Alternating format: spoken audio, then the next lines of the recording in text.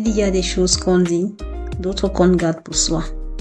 Ici, c'est un espace flou, à mi-chemin, entre le silence et le trop-plein, où je parle de ce que je vis, ce que je ressens, ce que je ne dis pas toujours, des jours doux, des nuits rudes, des pensées qui claquent, des souvenirs flous, c'est mon monde et peut-être le vôtre aussi. Bienvenue dans Aide-moi tout le monde. Derrière chaque rire moqueur, dans une cour d'école, se cache souvent un silence qui brise une vie. Le harcèlement ne commence pas par la violence d'un seul, mais par le silence et l'indifférence de tous ceux qui regardent. Il y a de cela une dizaine de jours, sur les réseaux sociaux, on a eu vent d'une énième histoire d'harcèlement qui a conduit au suicide. Il s'agit là d'une jeune demoiselle de 17 ans qui subissait du harcèlement en milieu scolaire et a eu recours au suicide en s'allongeant sur les rails.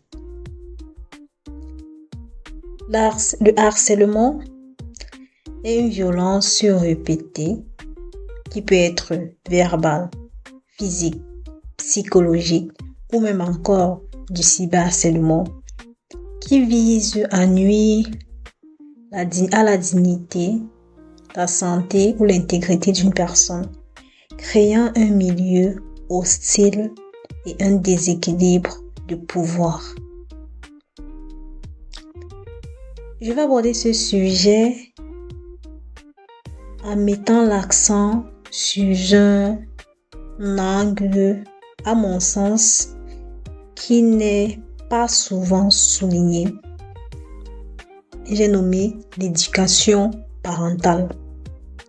Les jeunes, les adolescents, les adultes d'aujourd'hui sont des enfants d'hier qui étaient sous la responsabilité de certaines personnes qui n'ont pas fait leur travail, qui étaient d'éduquer, d'inculquer des valeurs à ces enfants-là. La fondation de l'humain s'établit dès le bas âge. Si un enfant voit papa taper sa mère, il va croire que c'est normal. Si un enfant, pour revendiquer quelque chose, passe par la violence, c'est parce qu'il a vu ses parents le faire. Si un enfant insulte, injurie à tout va, c'est parce qu'il a vu ses responsables le faire. Donc, l'enfant copie tout ce qu'il voit faire. Parce que l'enfant ne naît pas déjà avec des idées dans la tête. Ce sont les adultes, ce sont les parents, ce sont les responsables de l'enfant qui inculquent les valeurs, qui inculquent les principes, qui disent aux enfants quelles sont les limites à ne pas franchir quand ils sont encore petits. Et c'est ça qui créera la fondation, et c'est ça qui crée la fondation de l'enfant une fois adulte. C'est sur ça, ça sera ça son repère, c'est sur ça qu'il va se baser pour agir demain. Je vous vois venir en me parlant de la rue, en me parlant de l'école, les premières classes.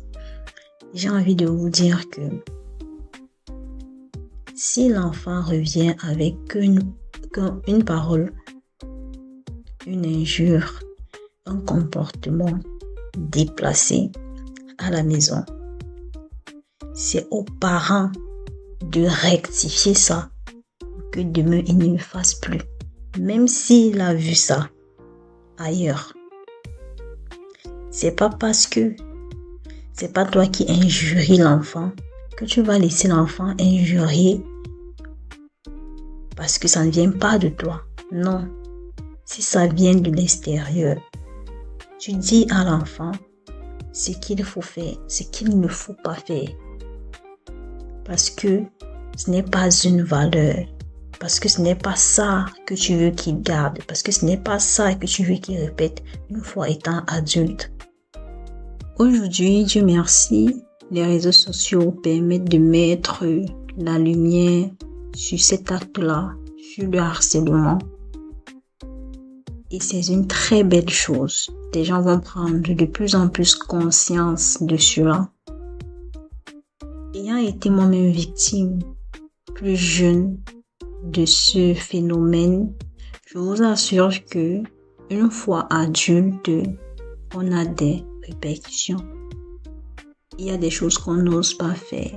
Il y a des limites qu'on s'impose parce qu'on a été harcelé quand on était plus petit. La petite histoire.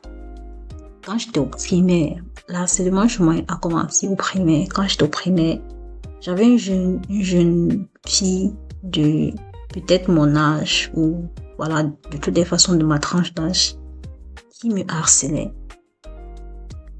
Et j'avais compris que c'était du harcèlement parce que ça partait au-delà des intrigues, au-delà des petits titillements qu'on peut avoir entre jeunes. C'était vraiment au-delà. Elle était réellement à fond derrière moi, en me poussant à bout. Un jour, en l'esquivant, en la fuyant parce que j'en avais marre, je suis tombée et j'ai cassé mon bras. Je peux vous assurer que jusqu'à aujourd'hui, avec ce bras, je travaille, mais il y a certains efforts que je ne peux pas faire parce que, voilà, ce bras a ses limites aujourd'hui.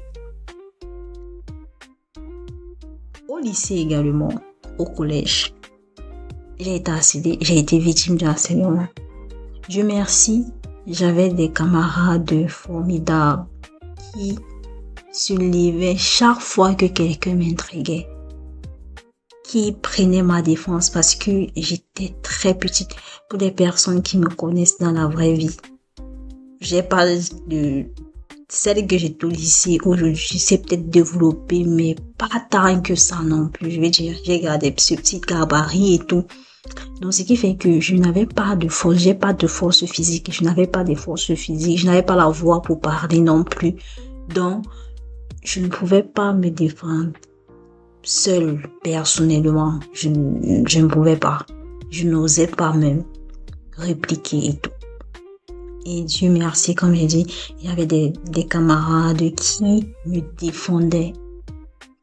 Et quand je prenais conscience que ce n'est pas un acte normal, j'attirais les surveillants généraux, les responsables qu'il y a telle situation qui se passe et il faut que ça s'arrête.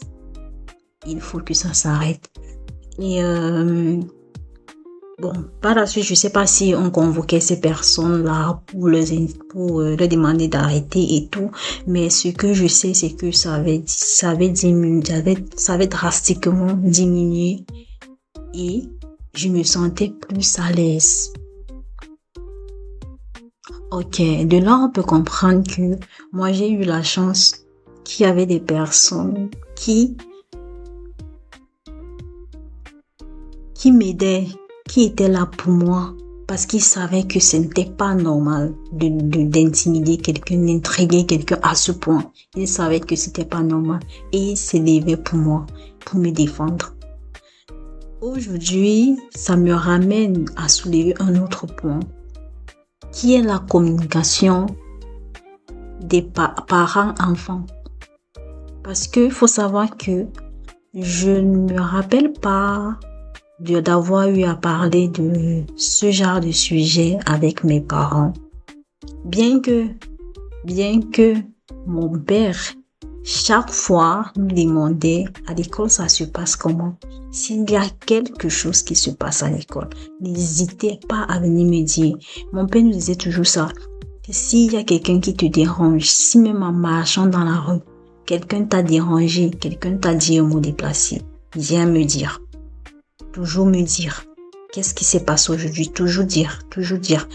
Mais bon, après, ça c'est bon, ceci c'est juste pour Voilà, pour un peu animer. Après, il y a les enfants qui ne parlent pas. Moi, j'étais parmi les enfants qui ne parlaient pas, qui simplifiaient beaucoup de choses. Ce n'est pas normal. Apprenons à nos enfants que ce n'est pas normal de simplifier les situations. Disons à nos enfants qu'il faut dire le moindre détail, il faut dire parce que quand tu es enfant, tu n'es pas assez conscient de ce qui est bien, de ce qui n'est pas bien, de ce qu'il faut oser dire, de ce qu'il ne faut pas oser dire. À tes parents surtout, il faut tout dire. Apprenons à nos enfants de tout dire. Et on apprend à l'enfant à tout dire. Comment? En disant nous-mêmes. En disant nous-mêmes, si toi, parent, tu racontes comment a été ta journée, tu racontes ce que tu as eu en route, ce que tu as vu, tu amènes l'enfant à parler également. Parce que il y a des enfants qui ne réussissent pas à parler et on ne va pas leur en vouloir pour ça. On va les amener à le faire parce que ça fait partie du processus de l'éducation. Ça fait partie du processus de l'éducation. Pour finir, ce n'est pas parce que tu as vu comment quelqu'un faisait du mal à l'autre que tu dois répéter. C'est pas parce que tu as vu tes parents faire que tu dois répéter ces schémas. Dieu nous a dotés de l'intelligence et de la sagesse, nous tous, sans exception. Peut-être à des grades différents, peut-être, mais nous tous nous sommes dotés de la sagesse. Nous avons un esprit de discernement. Une fois qu'on grandit, on sait faire la différence entre le bien et le mal. Et du coup, ce n'est pas parce que tu as vu certains schémas que tu dois les répéter. Ça ne justifie en rien un sale comportement. Moi, je dis toujours, le mal ne se justifie pas. Tu ne vas pas me justifier que j'ai fait ci parce que plus petit, c'est monté, c'est descendu. Ça n'a aucun sens. Ça, c'est pour comprendre pourquoi tu agis. Mais ça ne justifie pas l'agissement. Ça se condamne. Ce genre de comportement est condamnable. Et je condamne encore plus ces personnes-là qui voient et n'agissent pas, qui laissent des autres se défendre. Il y a des personnes qui ne peuvent pas se défendre seules. Ils n'ont pas cette capacité-là. On ne va pas les juger pour ça. On va les aider à se défendre. On va les aider à prendre des responsabilités. On va se mettre au devant de la scène pour leur protéger. Et c'est ce qu'on doit inculquer comme aussi valeur aux enfants, de pouvoir aider les autres dans le besoin, de voir l'autre a besoin d'aide et de l'aider parce que nous sommes en capacité de le faire. Maintenant, pour finir, aux enfants, parlez, même adultes, parlez. La parole libère, parlez, confiez-vous, dites ce qui ne va pas. Que ce soit dans le harcèlement, que ce soit dans le racisme, que ce soit dans quoi que ce soit, ne gardez pas ça pour vous. Dites la décision là que vous voulez prendre et on va forcément vous aider. Justement, je suis vraiment tellement de tout cœur avec ceux qui subissent parce que j'ai subi, je sais ce que c'est. Étant moi-même été quelqu'un qui ne parlait pas, je sais ce que les contraintes que ça peut créer et tout. Et beaucoup de force, beaucoup de courage aux parents qui voient leurs enfants subir des choses, qui essayent de combattre, mais qui ne voient pas toujours une justice rendue. Tôt ou tard, la justice sera rendue. Vous aurez gain de cause. Et voilà. Aujourd'hui, c'était ce sujet que je voulais aborder. Honnêtement, j'ai tellement à dire que je pourrais continuer pendant des heures. Mais voilà, on arrive au terme de cet épisode. Je vous souhaite de passer bonne fin de semaine, bon week-end et on se dit à la prochaine. Bisous, bye!